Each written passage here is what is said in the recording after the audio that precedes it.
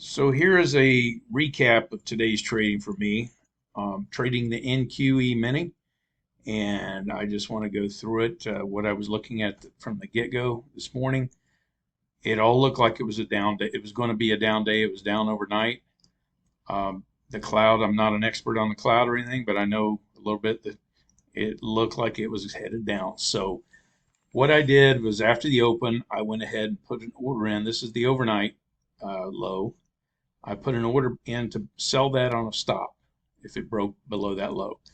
And I automatically have a bracket order that I will make 20 points, but I risk 5.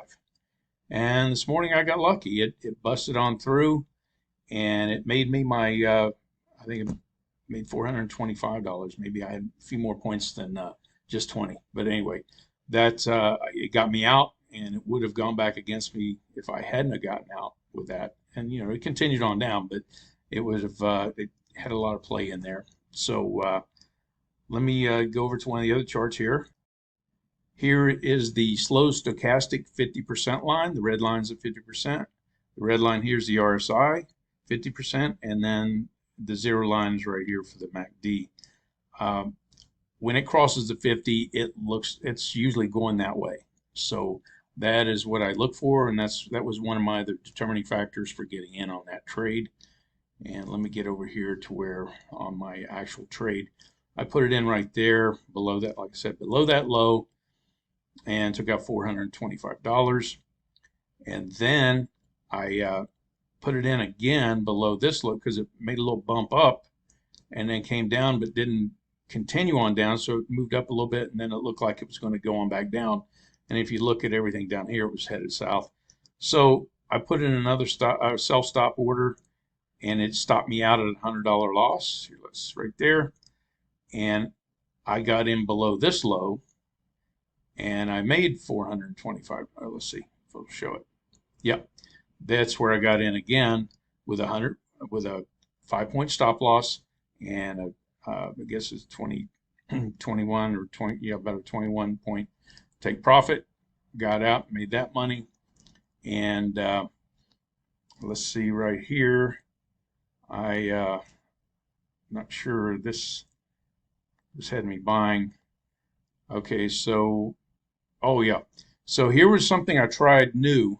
I'm not used to, but it's in a downward trend.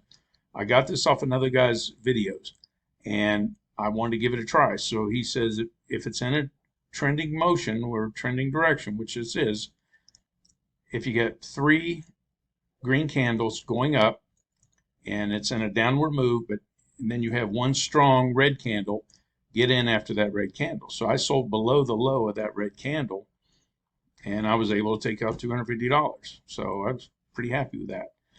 Now over here, I started jockeying around with some things, and I lost $100 there.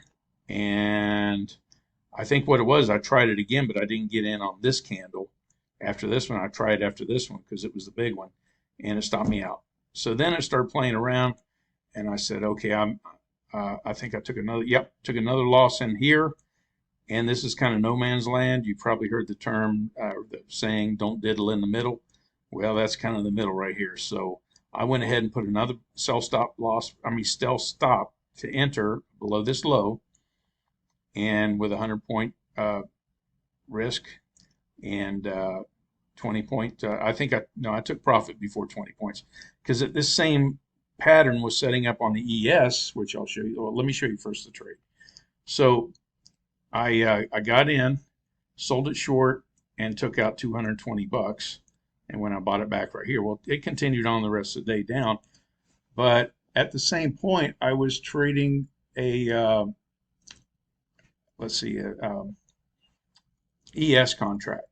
So you'll see right there, I sold it below this low, and yeah, right there, and I made 200 on that one. So I sold it and just took out like 5 or 4 points on that one, 4 full points. So I was kind of jockeying both securities or indexes at the same time, and I don't recommend doing that. But I've traded these a long time, and I know when they're working together and their patterns are matching up almost perfectly. There, it's the synchronicity, or whatever you want to call it. It's in a pretty good position. So I went ahead and took those trades. I was up for the day.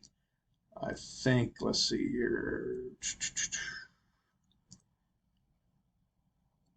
Oh shoot, they already knocked it off. It was over $1,000 though for the day. So I'm happy with all that, and I will see what tomorrow brings. I appreciate you watching the video. This is a recap for me. I mean, I have to remember what I did, so I'm just being honest here. I showed my losses, showed my gains, and I hope you had a good trading day. Obviously, I did, and I'm very happy with it. It was kind of touch and go a few times there, but all in all, I've had to revamp my strategy a little bit because I used to just mainly go with the 1, 2, 3 reversals, which it happened there, the little one, and then but you get stopped out. And I didn't even take that one, and the main reason was this was so far away from the red line. I like for that red this to be this is the slow stochastic again. I like for it to be up near the red line, getting ready to cross when one of those 1, 2, 3s comes into being, and it obviously wasn't there. And also, I like for the I'll just kind of double check it with the I don't know if you can see this down here. This is the I don't think it's on the recording area, but anyway, I watch the DMI a lot too, so it seems to help me when I watch a lot of different things together. I know some people don't like all that many excuse me, indicators, but for me it's just a quick glance and I'm seeing okay, everything should be going that way. So but I mean, if everything was lining up together, now if you have some doing it and some not, it might be a good idea to stay out. But getting back to the end of the video here, I appreciate you watching it, and I hope you have good trading success, and I will see you in the next video.